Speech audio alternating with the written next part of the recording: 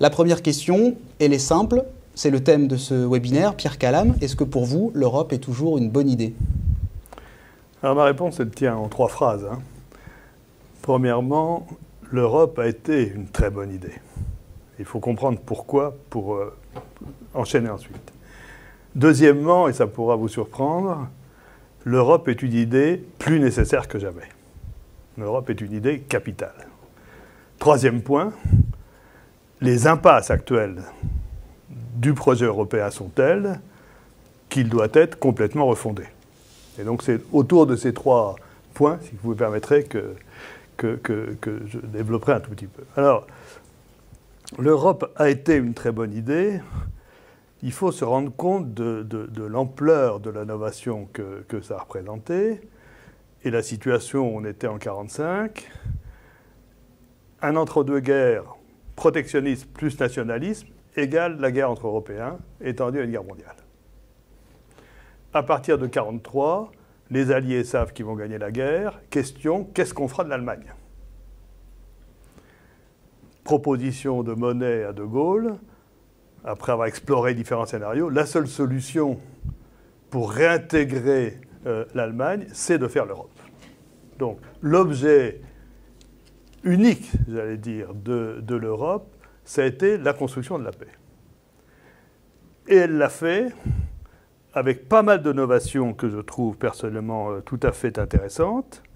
D'abord, elle l'a fait avec pragmatisme, c'était l'idée de Schuman, on va pas faire un immense machin, on va construire petit à petit par des actions concrètes. Deuxièmement, et c'était très original à l'époque, ça le reste, des innovations en matière de gouvernance, en disant au fond, on va demander à la Commission européenne de formuler l'intérêt général et la décision reste au Conseil des États. Troisièmement, et ça concerne très directement les régions, on l'oublie trop souvent, en même temps, une dynamique de ce qu'on appelait la diplomatie des peuples, les jumelages entre les communes, entre les régions, l'Office franco-allemand de la jeunesse, donc un vrai mouvement pour dépasser les ressentiments nés de l'histoire. L'idée de construire un droit européen articulant unité-diversité avec des marges d'interprétation nationales, donc l'idée qu'on a besoin d'un droit commun et en même temps que ce droit n'est pas nécessairement uniforme, donc, et une administration de mission, une administration qui est vraiment engagée, une administration de militants à l'époque, une petite administration. Donc voilà les acquis. Quand en 2005, avec Michel Rocard, on est allé à leur demande raconter aux Chinois l'Europe, c'est parce qu'à l'époque encore, le processus européen les fascinait. Et ma position dans l'affaire, en ayant dirigé pendant 30 ans une fondation internationale, c'est de regarder à la fois l'Europe de l'intérieur, mais aussi de la regarder du reste du monde. Et la question est pas seulement de quelle Europe les Européens ont besoin, mais de quelle Europe le monde a besoin. Je reviendrai là-dessus tout à l'heure. Et qu'est-ce qui fascinait les Chinois? C'est d'abord, et c'est banal mais fondamental, le dépassement des ressentiments. À nos portes et à l'autre bout du monde, la vie internationale reste totalement dominée par les ressentiments. Et effectivement, pour les Chinois qui n'ont jamais construit de vraie réconciliation avec le Japon, comment on a fait, nous, Européens, est une première leçon absolument fondamentale. Une deuxième leçon fondamentale pour eux, c'est parce qu'ils sont confrontés à un pays 2 systèmes, 3 systèmes, avec Hong Kong, Macao, le Xinjiang plus tard, comment on a construit ce droit commun? Ça les fascine. On perd de vue nos propres atouts, quelquefois, parce qu'on regarde le truc de l'intérieur juste qui ne marche pas. Troisième chose, dans le projet européen, quelles que soient ses limites, et Dieu sait qu'elles sont nombreuses, et j'y reviendrai, il y a quand même l'idée de combinaison d'efficacité économique et de justice sociale. Pour une Chine qui était concrètement engagée dans un processus de capitalisme d'État sauvage, c'est pas rien. Et enfin, il y a le sentiment, à tort ou à raison, et je crois malheureusement que l'Europe n'est pas à la hauteur des attentes du reste du monde. Chacun se dit il va y avoir une grande transition à conduire vers des sociétés durables et d'une certaine manière, l'Europe, pour 1000 raisons qu'on pourrait évoquer, et notamment le fait qu'au cœur de la construction européenne, il y a l'idée de contrat social. Ce n'est pas une idée si banale que ça. L'Europe peut assumer, et on attend d'une certaine manière d'elle qu'elle assume un certain leadership par rapport à l'invention d'un nouveau modèle économique. Donc, quand on regarde l'Europe de l'extérieur, son projet est vital. Alors pourquoi, deuxième temps, pourquoi le projet européen est plus vital que jamais? C'est parce que c'est la seule expérience historique de dépassement pacifique des souverainetés. Ce n'est pas l'ONU. L'ONU, c'est un syndicat de gouvernants. Alors on trouve déjà que l'Europe, avec le Conseil, c'est un peu un syndicat de gouvernants, mais l'ONU, c'est complètement un syndicat de gouvernants, dominé par l'idée absolue de la souveraineté, pour gérer un monde interdépendant et pour conduire une transformation du monde dont notre survie dépend.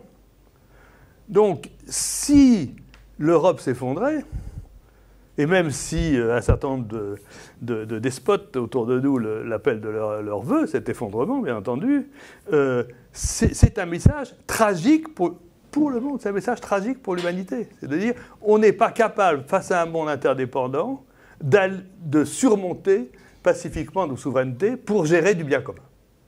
Et voilà pourquoi, si vous voulez, plus que jamais, le projet européen est décisif aujourd'hui. Alors, quelles en sont les impasses? Les impasses, elles sont extrêmement nombreuses. La première qu'il faut bien comprendre, c'est cette histoire de construction de l'Europe par l'unification du marché. Quand je discute avec des jeunes, ils ont le sentiment que l'Europe a été construite pour ça, parce qu'ils l'ont toujours vu fonctionner comme ça. Mais l'unification du marché, ça a été le plan B. C'est-à-dire qu'en 1954, le Parlement français a rejeté la Communauté européenne de défense. À ce moment-là, j'ai eu la chance dans ma vie d'échanger avec ceux qui étaient là à ce moment-là, les fondateurs de l'Europe. Ils étaient totalement effondrés.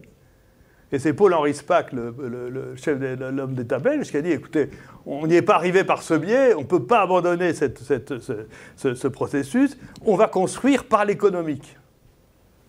C'était un plan B, c'était pas ce qui était voulu. Encore une fois, l'objectif reste la paix. Le problème, c'est que ce plan B a bien marché dans un premier temps et s'est retourné contre nous. Alors je crois que c'est ça qu'il faut comprendre.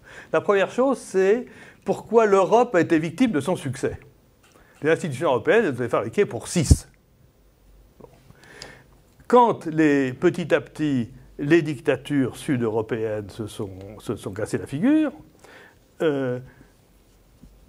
l'entrée de ces pays dans l'Union européenne était l'allée sans retour possible vers la démocratie. C'était pas rien.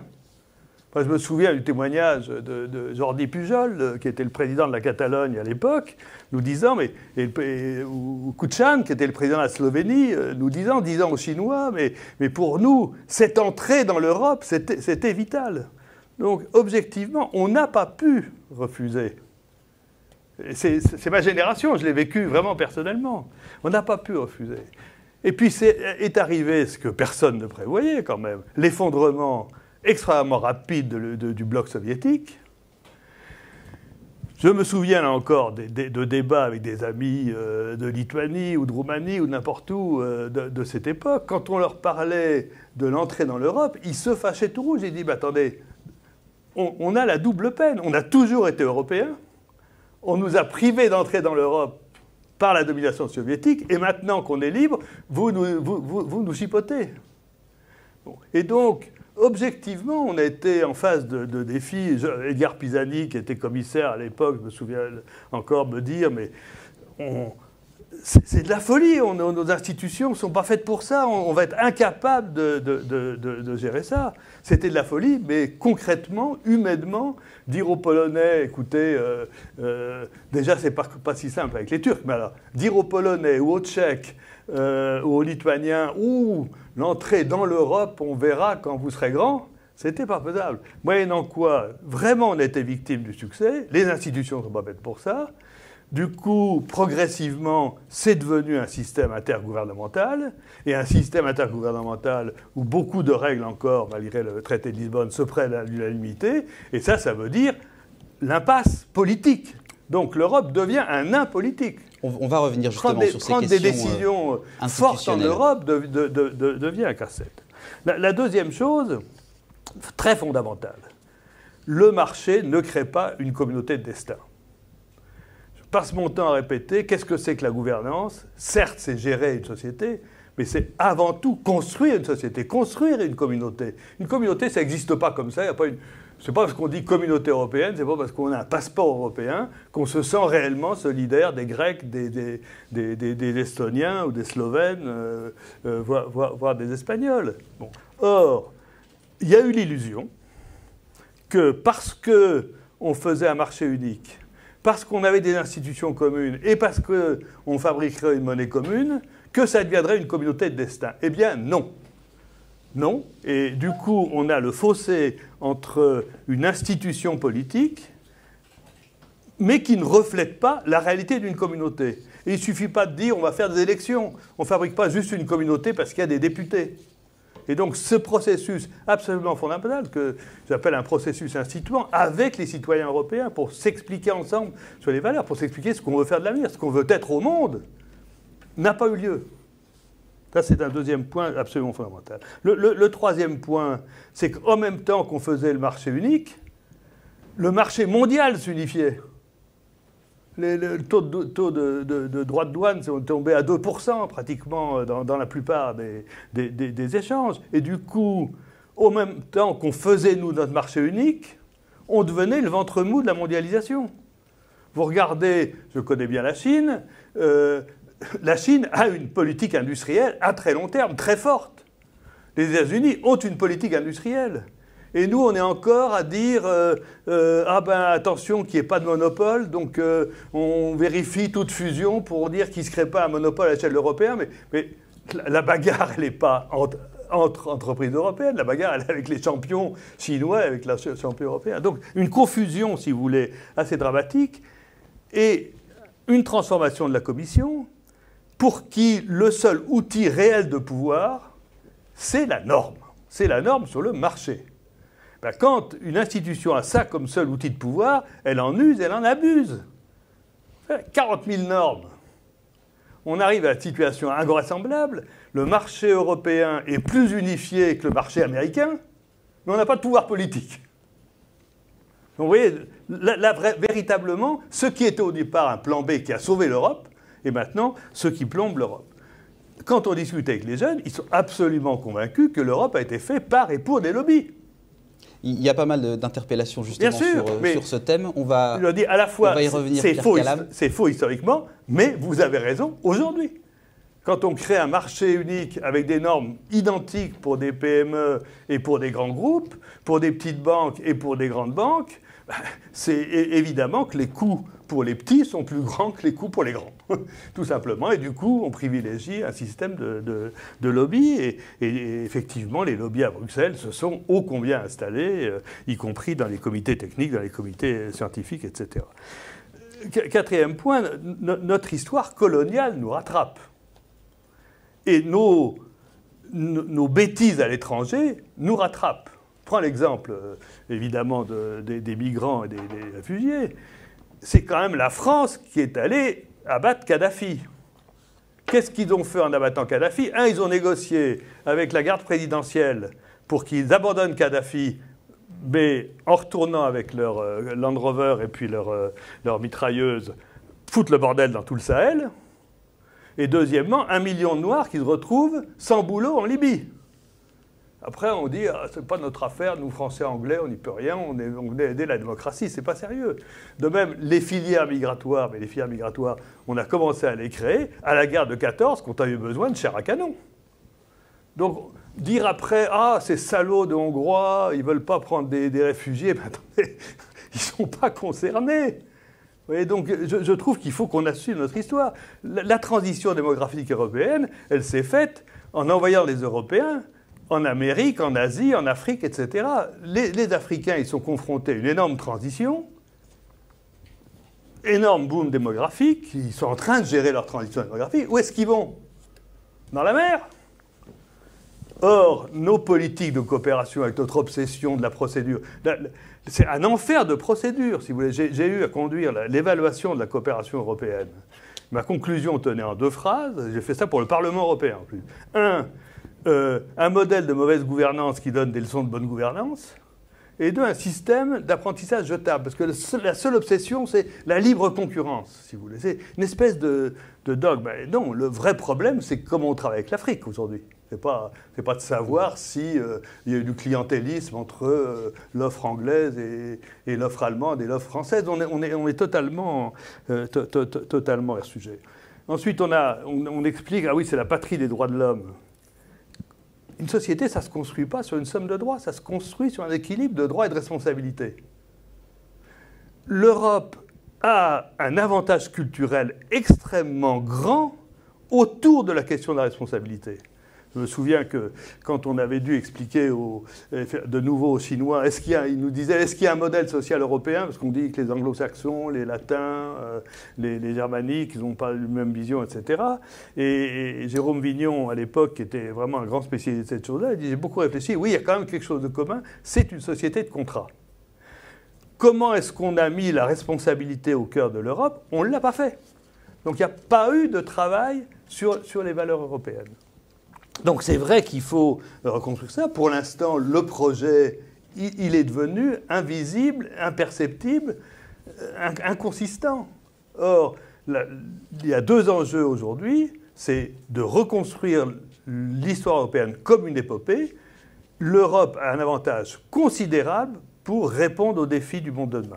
Encore faut-il qu'elle s'en donne les moyens. Et ça, elle ne le peut faire qu'avec les citoyens, en repartant à la base. Qu'est-ce qu'on veut faire ensemble? Donc votre réponse, c'est oui, l'Europe est toujours une bonne idée et plus que jamais une bonne idée. Plus que jamais une bonne idée et plus que jamais refondée. On va aller plus au fond des sujets. Quelques réactions en ligne. Gérard de Lyon nous dit « Il faut se référer à l'histoire pour comprendre que l'Europe est indispensable. 73 années de paix, c'est une preuve indiscutable et un bienfait pour la population et le continent. » Il va dans votre sens. Et Jacques de Besançon, dans le Doubs, nous dit « Oui, l'Europe est toujours une bonne idée. Les idées n'avancent pas toutes seules. L'Europe manque d'une vision, d'ambition, d'un cap. Les comptables ont remplacé les visionnaires. Il faut retrouver le souffle des visionnaires pour redonner envie d'Europe à des citoyens qui doutent. »